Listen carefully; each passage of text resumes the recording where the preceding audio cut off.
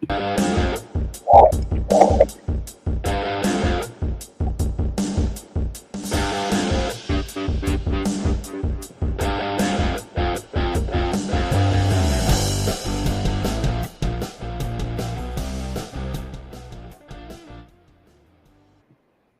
morning, hockey fans. This is Stephen Heisler with HeisHockey.com, the Victorious Hockey Company, and the Junior Hockey Discussion Group on Facebook. You are watching the Junior Hockey Morning Show. Today is Thursday, July 27th. You can always find our show on WSBN.TV, the World Sports Broadcasting Network, Facebook, Twitter, YouTube. Hope that you are enjoying the last Thursday of July in 2023. So today's topic, this will not be very friendly. Top 10, Thursday, we do that on Thursday. Top 10 reasons the KIJHL is better than other new BC Junior A leagues. We'll go through these this morning. Popularity contests are never going to be competitions where I would ever finish in first place. It's not my thing. Maybe that's why the focus remained in junior hockey and not in politics. Today's top 10 will ruffle a few feathers out west. That's okay. We can only go with what we know. Here it goes.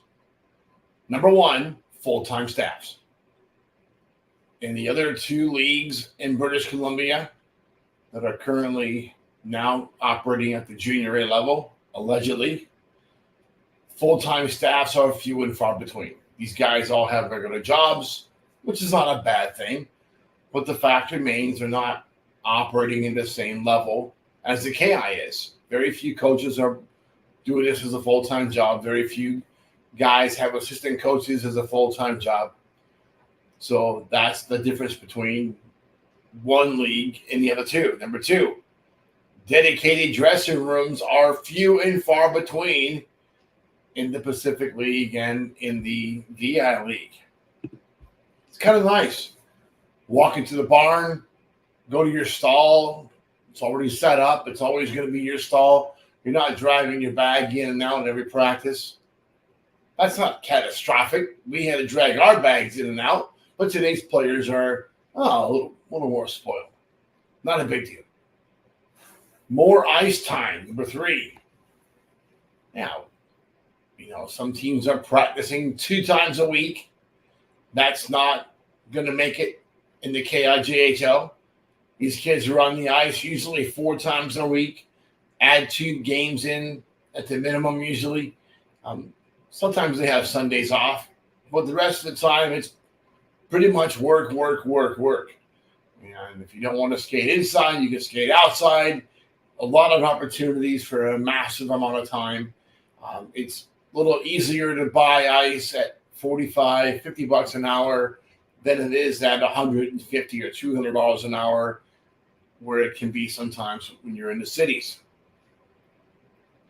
Number 4, here's a big one. There's no carpool in the games. In the KI, you're going to go on a bus. You're not riding with your buddy. Unless he's on the bus. But a little safer to have bus travel than it is carpooling. Number 5, hotel stays on the road.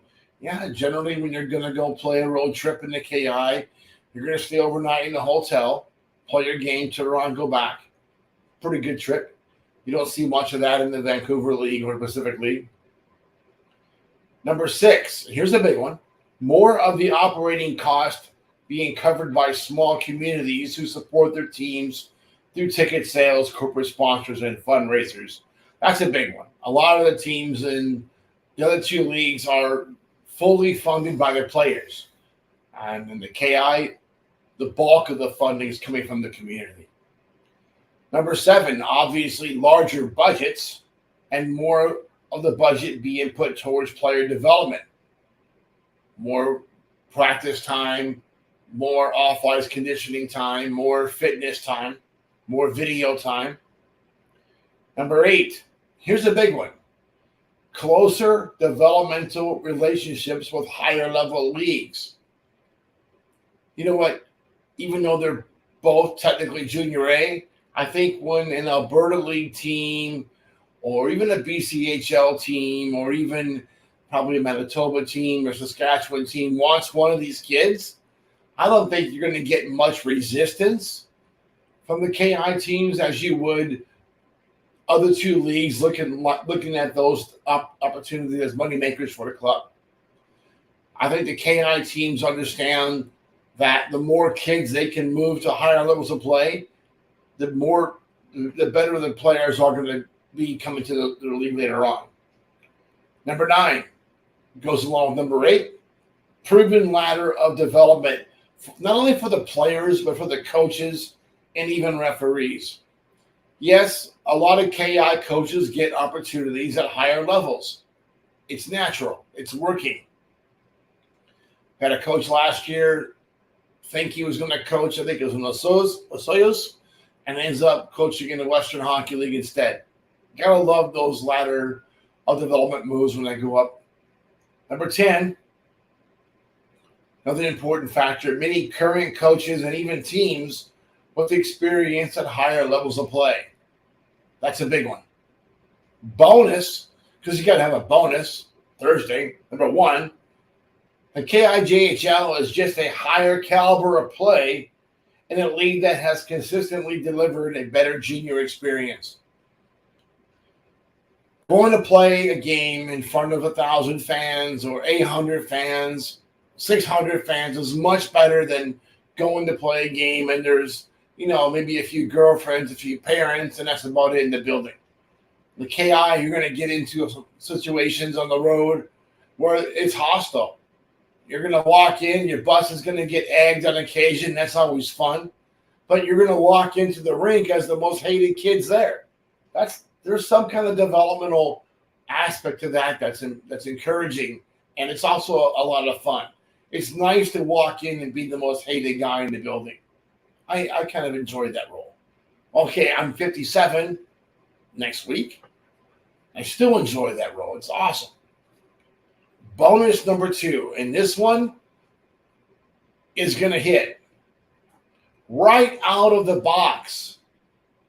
The KIJHL is already a better developmental opportunity than 3 or more of the current Canadian Junior Hockey League teams, clubs or leagues. There's 9 leagues within the CJHL. The KIJHL is already better than 3. Period.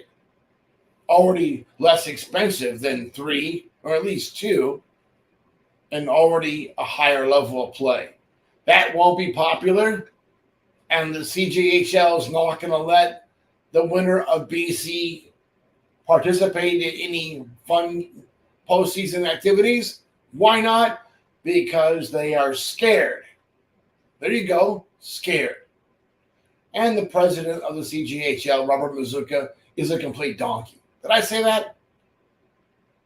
Remember Robert Mazuka from the NOJHL event? We went to a Sudbury, big fat guy that was smoking like a chain.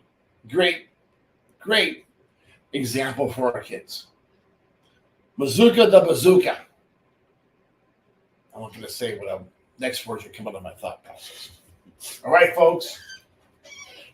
Until Friday morning, that's tomorrow. We hope that you enjoy your morning coffee and have an absolutely great